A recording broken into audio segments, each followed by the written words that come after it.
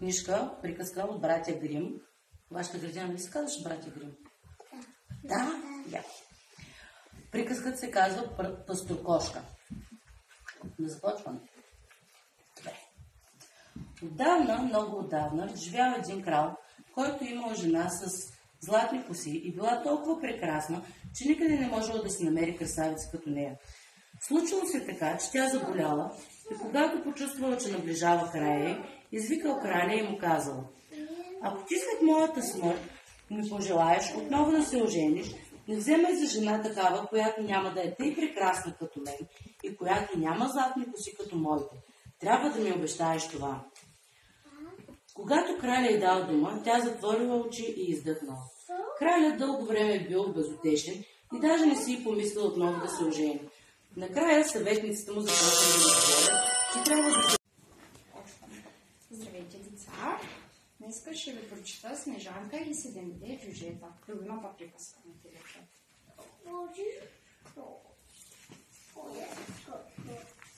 Имало едно време един цар и една царица, на които им се родила прекрасна дъщеричка, бяла като сняг, и затова я нарекли Снежанка. Но щом родила детето, царицата умряла. След 1 година царят се оженил повторно. Втората му жена била хубава, но горда и високомерна и не могла дори да си помисли, че друга може да я превъзхожда по красота.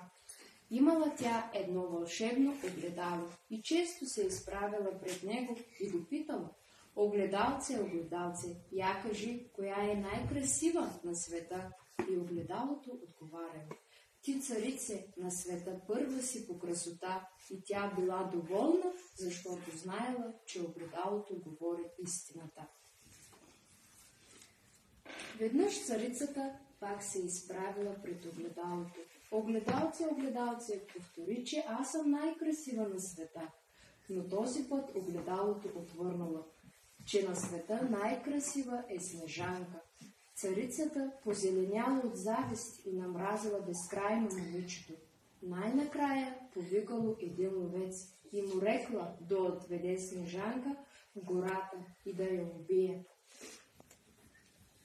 Подчинил се ловецът на заповедта и завел детето в гората, но щом извадил ножа и понечил да пронижи невинното се на покойната кралица. Но такава красавица не могли да намерят никъде по света. А ако пък все пак се намерило, то те нямали златни коси като на покойната кралица. Така и се върнали от дома, без да изпълнят дадената им тежка заръка. А кралят вдовец имал доведена дъщеря, която била прекрасна като покойната си майка и имала златисти коси като нейните.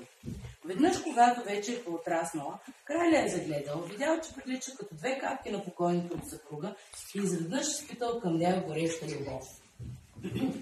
И казва на съветници: мисля да се оженя за доведената си дъщеря. Продължиха да вървят заедно. Скоро срещнали един човек, който носил дърва.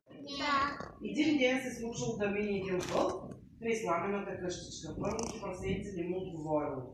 Тогава вълкът духнал силно и съборил къщата. Първото прасенце започнало да бяга към къщата на второто.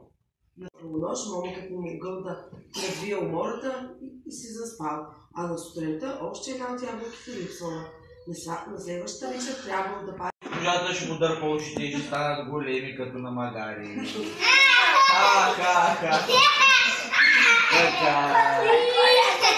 Да, сега да ви... Ето, един човек имал магаре, което дълги години покорно носило чувалите на годиницата на гърба си. Нали знаете, че магарето го товарят с много тежки неща. Използват го за работа. Ви виждали ли сте магари? Кой е виждал магари? Как прави магари? Тя кажи.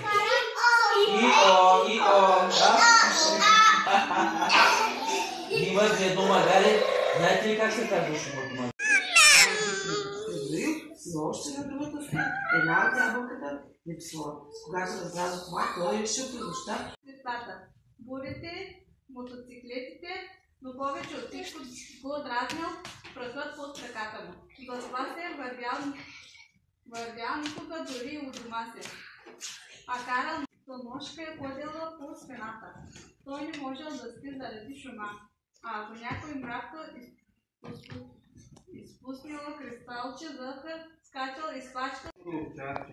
Вако овчарче е пасло стадо край широк път, трупали тревата, овчарчето се подпирало на кривака. Нали така? Умното овчарче се казва приказката. Вако овчарче пасло стадо край широк път. Хрупали трева кротките овчици. Овчарчето се подпирало на кривката. Мислило си нещо. Изведнъж захвърлило кривката. Чуели и разбрявали всичко. Не говорят за изтърканите подметки, за панталоните и за училищните чанти. Но те чупили стъклата, като ритали топка, чупили чиниите по масите и чаще в кафенето и не пробивали стените само защото не разполагали с чукове.